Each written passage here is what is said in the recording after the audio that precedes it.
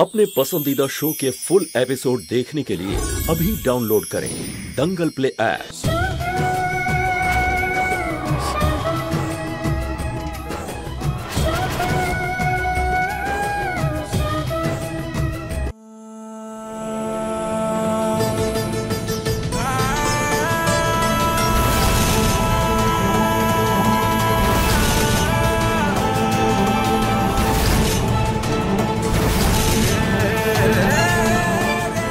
বৌদি, বৌমা,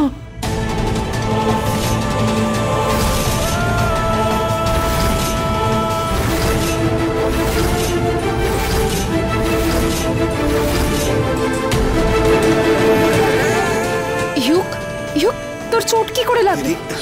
কি হয়েছে তোমার? আরে ওই একটু লেগেছে দিদি, ওই ছোট্ট একটা অ্যাক্সিডেন্ট হয়েছে।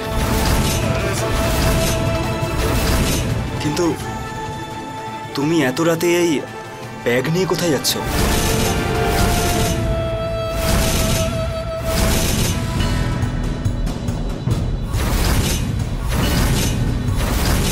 তোমার মাথায় কি হয়েছে?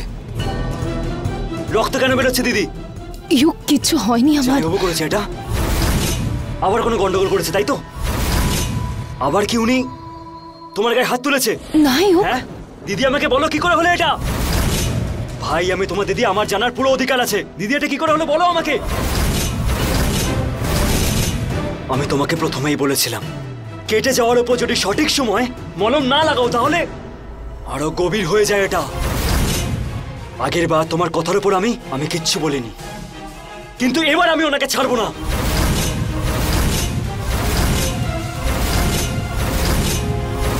তুই এরকম কিছু করবি না কিন্তু। জামাইবাবু, জামাইবাবু নিচে আসুন। তুই যা ভাবছিস সেরকম নয়। এত চিৎকার কেন হচ্ছে? সাহস কি করে হয় আমাদের দিকে হাত তোলা? এটা কি করে করতে পারেন আপনি? এমন কিচ্ছু নয়। এটাই হয়েছে। কি করছেন?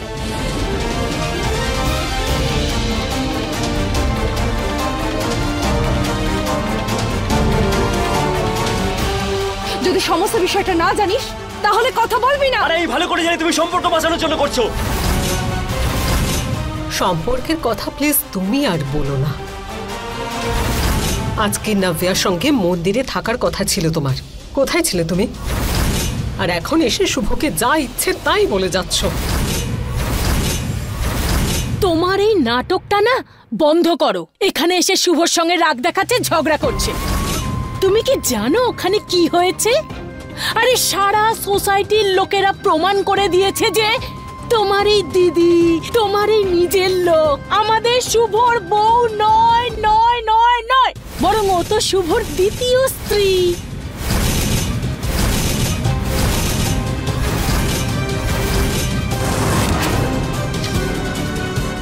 দিদি কি বলছে? তুই চল আমার সাথে।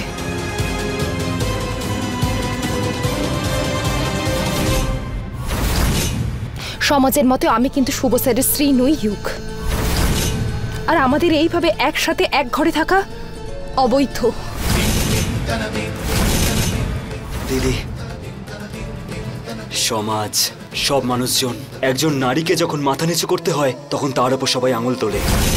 আর তুমি এই কথাগুলো মন থেকে নিও না দিদি। সব সিদ্ধান্তে আমি তোমার সাথে আছি, কিন্তু যতদিন তুমি এই বাড়িতে থাকবে না ততদিন সবাই প্রশ্ন করতেই থাকবে। আর আমার এরকম মনে হচ্ছে যে আমাদের দুজনকেই বাড়ি থেকে চলে যাওয়া উচিত।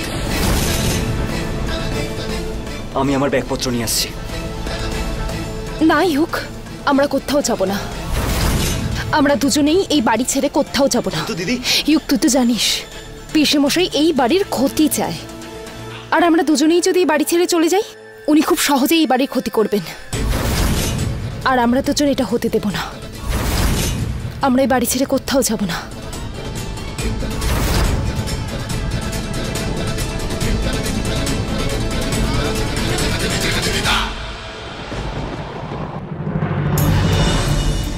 তুমি ঠিক আছো? ইউক তোমার কি হয়েছে? তোমাকে কতবার ফোন করছিলাম। তোমার হাতে লেগেছে নাকি? দেখি তোমার হাত দেখাও। তোমাকে কতবার ফোন করছিলাম। আমার কথা শোনো ইউক, তুমি ঠিক আছো তো? তুমি আমার ফোন তোলোনি কেন ইউক? আমার কথা শোনো, আজ বাড়িতে অনেক কিছু হয়ে গেছে। দিদি ঠিক নেই, সত্যি দিদির সাথে অনেক কিছু হয়েছে। আমার কথা শোনো ইউক, প্লিজ।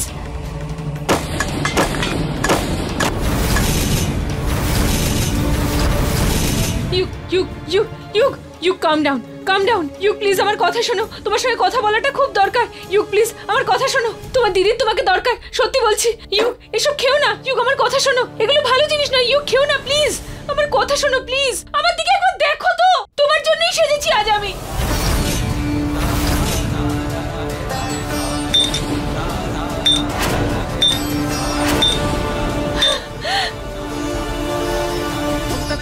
কি দেখবো তোমার দিকে? হ্যাঁ, কি দেখবো?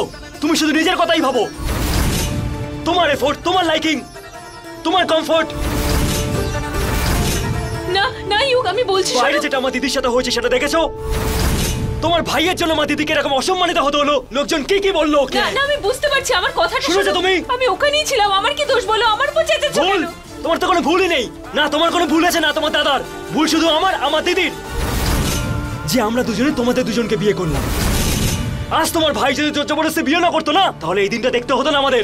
আমার দিদি এরকম অসম্মানিত হতো না। বারবার প্রত্যেকবার ওকে অসম্মানিত হতে হয়।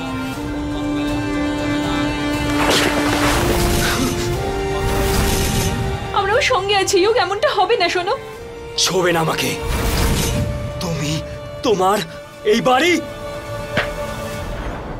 নিয়েই থাকো। এমনটা বলতে নেই, এমনটা বলতে নেই ইউ।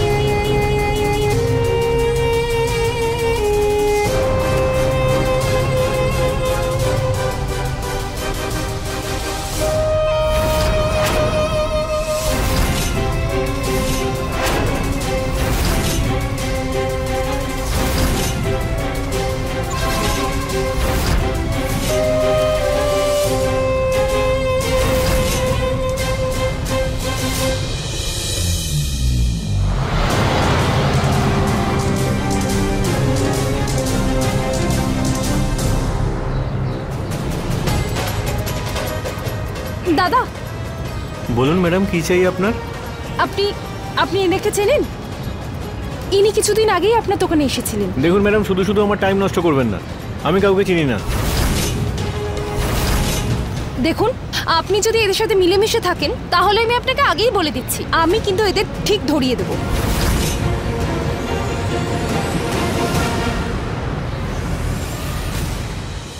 বাহ কণিকা, যজ্ঞের সমস্ত কিছু জোগাড় করা কিন্তু মোটেই সহজ কাজ নয়। জানি মা। আচ্ছা বিন্দু, হ্যাঁ এই যে নারকলটা নিয়ে গিয়ে ওই যজ্ঞ কুণ্ডের পাশে রেখে দাও। কর্পূর আছে? হ্যাঁ হ্যাঁ আছে না? কর্পূর তো দেখতে পাচ্ছি না। দেখো ওই দিকটায়, হ্যাঁ দেখো। ওখানে আছে, ওই যে। আচ্ছা তো দিদি, এই নাও এই নাও। এই তো, এই কর্পূরটা একটুখানি এখানেই। আরে ওইখানে রাখো। হ্যাঁ বাবা। তোমরা সবাই আয়োজন করছো, সায়নী কোথায়? বাবু, ওকে তো আমরা সকাল থেকে দেখিনি। পিসিমণি তুমি দেখেছো? না রে বাবা, আমিও দেখিনি। কাকিমা? আরে আমাকে আবার কবে থেকে ও বলে যায়। গেছে হয়তো আবার কোনো নতুন শিকার ধরতে। কণিকা, হ্যাঁ ওটা ঠিক করে করো তো তুমি। হ্যাঁ হ্যাঁ হ্যাঁ, করে দিচ্ছি। এই তো চোখের সামনেই আছে। দরকারের সময় ফোনটাও কাজ করে না।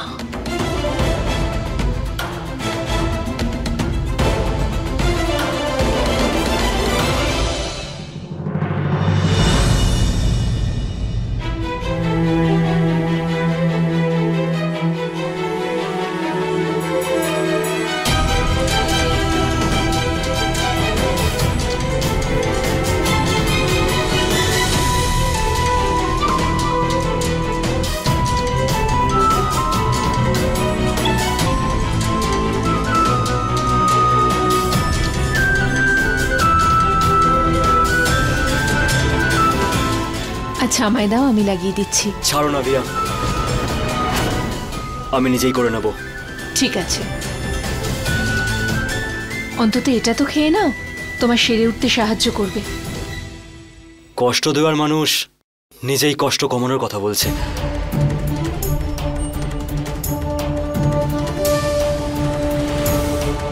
ইউক, তুমি বারবার আমাকে এমন কেন বলো? কারণ আমি তোমাকে খুব ভালো করে জানি না ভিয়া, আর আমাকে মিথ্যে সান্ত্বনা দেওয়া বন্ধ করো। আমি শুধু তোমার কেয়ার করছি, আর কিছু নয়। কেয়ার করছো? হ্যাঁ, তুমি আর তোমার দাদা যা করা ছিল সেটা অনেক আগেই করে ফেলেছো। এবার তোমার ভালোবাসা, কেয়ার আর লোক দেখানো নিজের কাছেই রাখো। আর এমনি তো না ভিয়া, আগুন লাগার পরে জায়গা আর পরিস্থিতি একরকম থাকে না।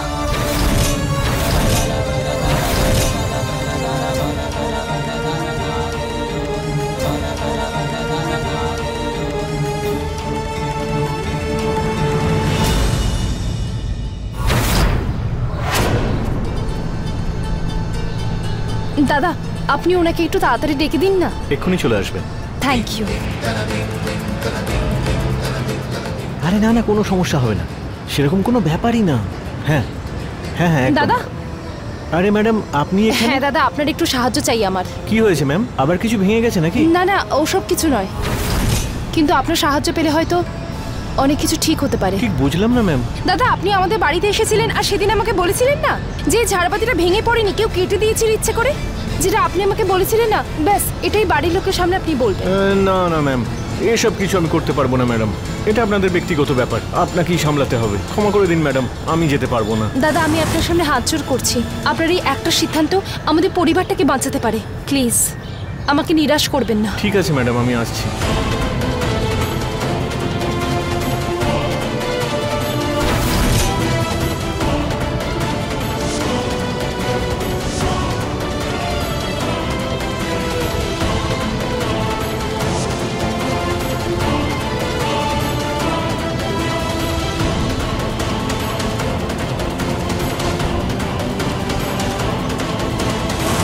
দাদা, একটু তাড়াতাড়ি আসবেন হ্যাঁ প্লিজ। হ্যাঁ নিশ্চয়ই আসছি, চলুন ম্যাম। হ্যাঁ।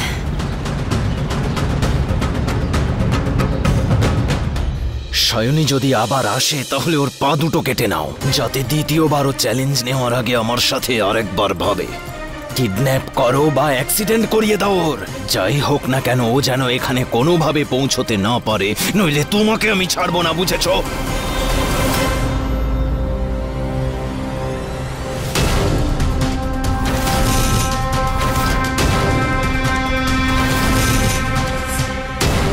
আরে দাদা, ফোন কাটো, না হলে ওর খেলা শেষ করতে করতে না তুমি এখানে থাকতে পারবে না বাইরে।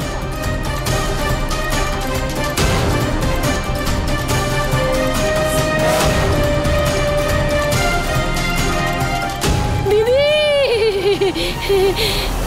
তুমি এখানে কেন এসেছো? আমাকে বলতে আমি তোমার কাছে চলে যেতাম। আমি তোমার দাসী, তোমার কি কাজ আছে আমাকে বলো। আরে বাবা, শুনে তো নাও, কথা বলতে কোথায় দিচ্ছ? আসলে আমি কলসিটা নিতে এসেছি, ঠাকুর মশাই এসে গেছে, পুজো শুরু করতে হবে, আমি তাড়াতাড়ি নিয়ে যাই।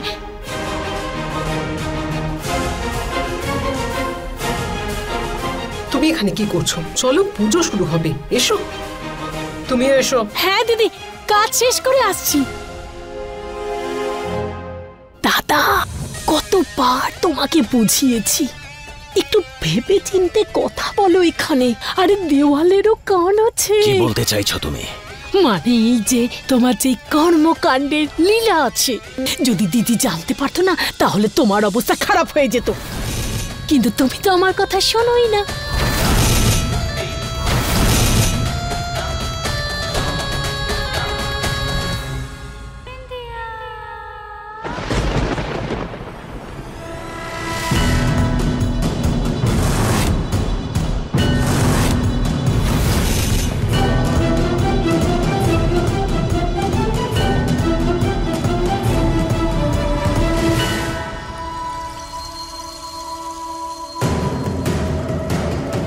জামাইবাবু, আমার দিদি কোথায়?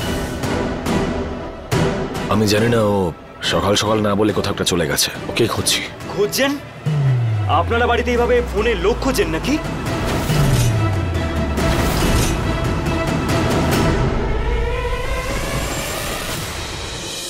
আজ এখানে যা কিছু আমার দিদির সাথে হয়েছে তার জন্য দায়ী একমাত্র আপনি। আরে আপনি ওকে এমন একটা কথা শোনাতে বাধ্য করেছেন যেটা ও কখনো শুনতেই চাইনি। যোগ, আমি জানি তোমার মাথা গরম আছে, বাট কন্ট্রোল ইয়োরসেলফ।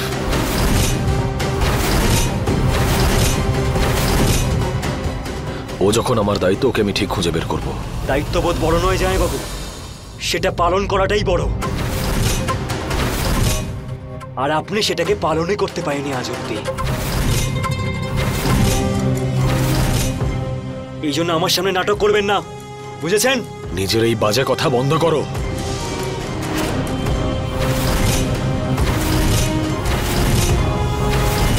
ইউগ, ছাড়ো ওকে প্লিজ। মানুষের ভালোবাসা তো পরের কথা জামাইবাবু, মানুষ যদি পাশে থাকে না সেটাই অনেক বড় হয়। আর আপনি আমার দিদিকে তার মধ্যে একটাও কিছু দেননি।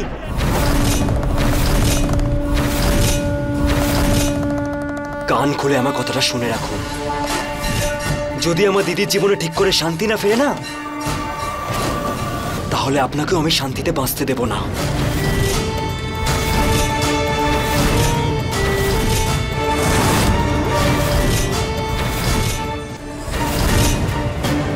যোগ, তোমার কি মনে হয় যে আমার রাগ হয় না? তুমি আন্দাজও করতে পারবে না যে কতটা রাগ হয়। তুমি শুধু নাভিয়ার স্বামী বলে রেহাই পেয়ে যাও।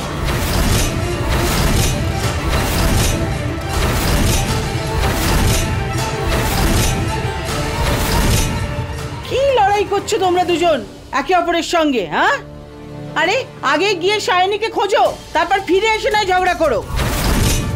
ছেড়ে দে শুভ, এইভাবে ঝগড়া করার কোনো মানে হয় না। আর তুমি নিজের দিদি ছাড়া অন্য কারোর কথা তোমার কানে ঢোকে না?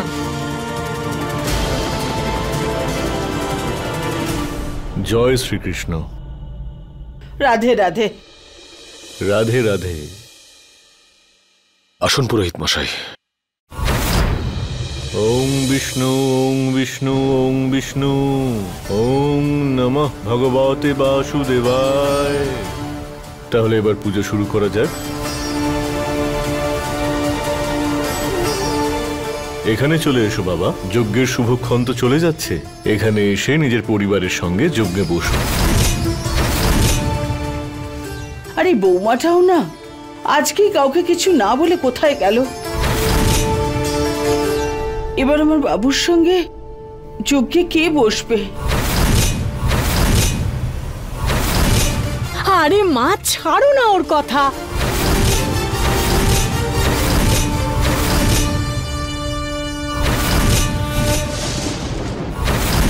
একটা কাজ করুন, তাহলে আপনারা দুজনেই এই পরিবারের সুখ শান্তির জন্য যজ্ঞে ভাগ নিন। হ্যাঁ ঠাকুর মশাই, আমরা এক্ষুনি বসছি। যাই হয়ে যাক না কেন, আমি এই যজ্ঞে বসবো না যতক্ষণ আমার দিদি না আসে। আরে বাবা, এরকম বলো না। তুমি তো এই বাড়ির জামাই না? আর বৌমা এক্ষুনি এসেই যাবে। ওই যে ঝাড়বাতির কথাটা, ওই ব্যাপারটা বলবেন। হ্যাঁ, ব্যাস, আর কিছু না। আরে আরে আরে ম্যাডাম, কোথায় যাচ্ছ? দেখুন আমার সামনে থেকে সরে যান, না হলে কিন্তু আমি পুলিশকে ফোন করব। দিদা আমাকে ক্ষমা করে দাও।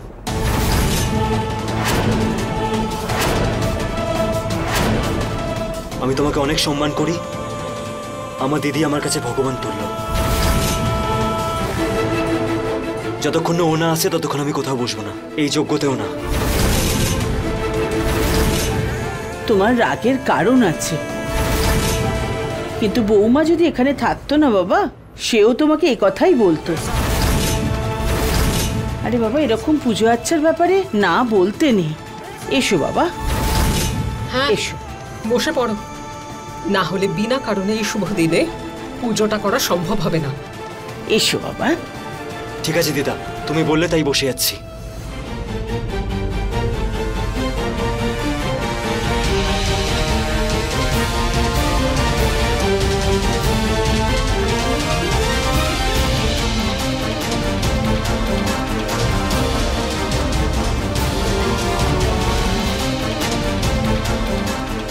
সায়নী, কোথায় তুমি? খুব দুশ্চিন্তা হচ্ছে তোমাকে নিয়ে। কি অসভ্যতা এটা! দাদা, দাদা আপনি কোথায় যাচ্ছেন? প্লিজ প্লিজ আমার বাড়ি গিয়ে সবটা বলতে হবে, না হলে আমার পরিবারটা ভেঙে যাবে। কি করছেন? আমি আপনাকে চিনি না। দাদা, দাদা ছাড়ুন, ছাড়ুন আমাকে। আরে মারছেন কেন আমাকে? মারছেন কেন?